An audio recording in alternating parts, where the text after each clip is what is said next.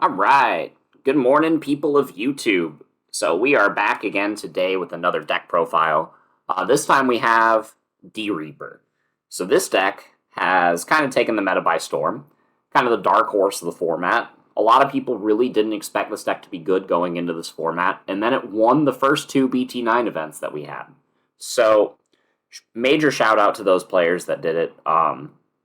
They're phenomenal players. If you look it up on YouTube, you'll be able to find them. I don't know their names off the top of my head, but again, congrats to both of you guys because you are the inspiration behind this list, no doubt. But yeah, this is a deck that is surprisingly phenomenal. If you can set up a bunch of sources under Mother D Reaper and get a bunch of dudes out for free or very cheap and just start swarming your opponent, you typically win before they get their big OTK set up.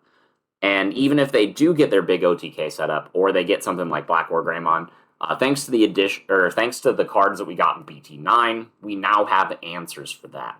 So if you guys like content like this, make sure you guys like and subscribe. And without further ado, we'll go ahead and get into some of the card choices. So one of the major cards that we got in BT9 was X-Antibody. What this card does is it allows you to put it under Mother D Reaper and get an additional source, which is all it really needs to do. This accelerates you a turn and makes it so that you're playing your dudes cheaper, faster. So you only really need to see one, because you at any point you only need to put one of this under your Mother D Reaper, because you only can put one. So I don't think you should max out on 4. I don't think you should go down to 2 because seeing it early is kind of important. But if you don't see this card at all in the game, you are perfectly fine set up to win just using your other cards. So this and the 20 Searchers are the cards that I'm going to be putting under Mother D Reaper to get my free summons and everything like that. So I do think 19 is the bare minimum that you can do. I think 21 is the sweet spot. I just cannot find room for 21. So 20 it is. It's fine. There are some games that you will not see this card, even though you play 20 of it.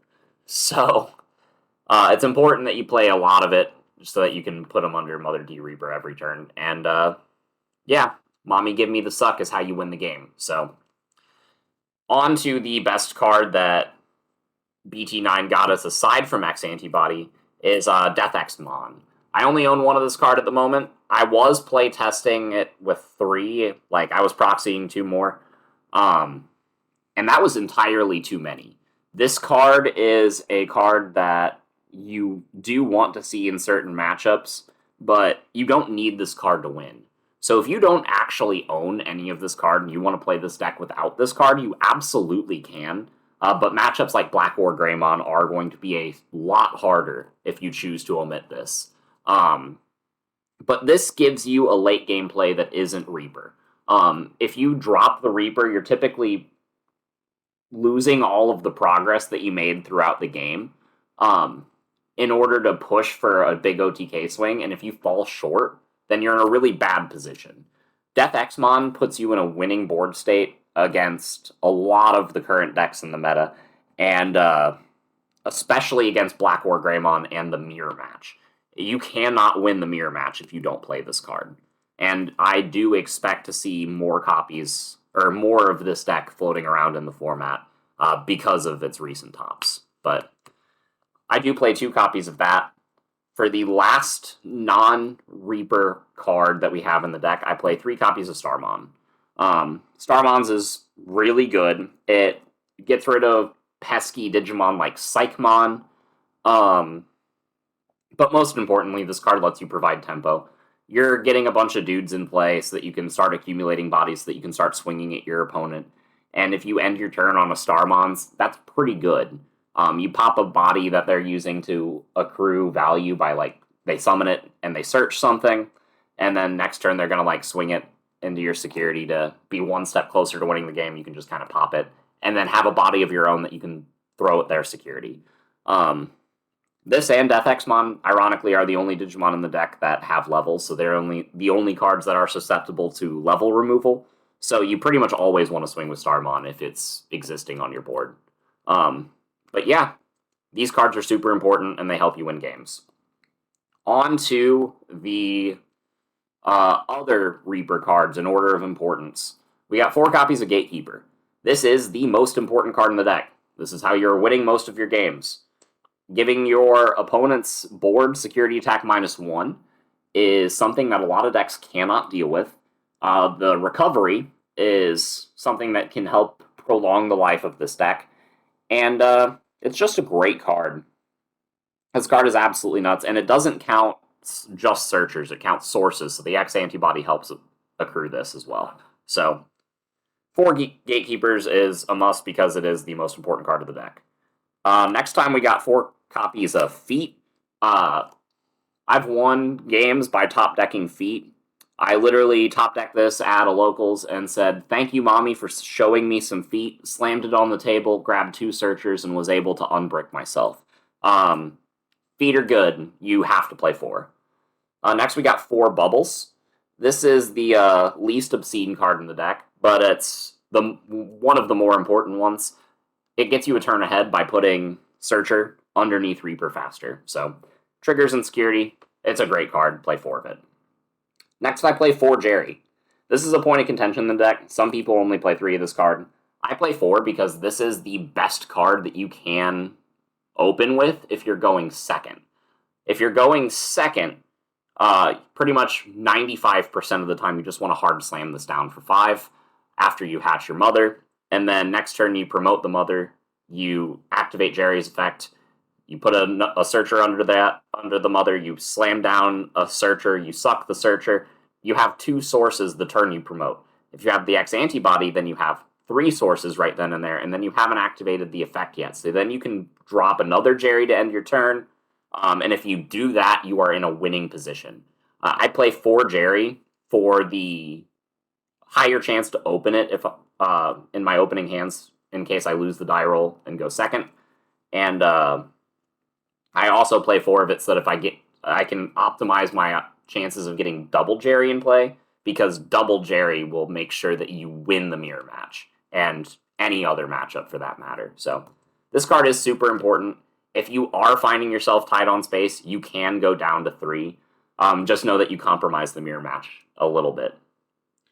Next, we have 2 copies of Reaper. This is a big change. I was playing 3 of this card, but most of the time you're winning, it's not because of Reaper. So for that reason, I felt comfortable cutting it down to 2. It's still searchable off of your feet if you need to see it. You're drawing a bunch of cards off of your searchers, so the chances that you have one by the time you need it are pretty high. But this card is a high-risk, high-reward card.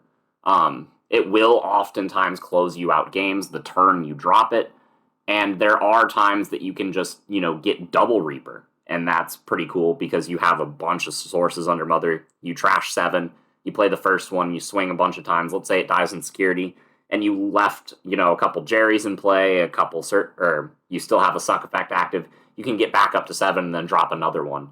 And that will, for sure, win you the game, but I've only ever done that once. So I think that argument is kind of off the table.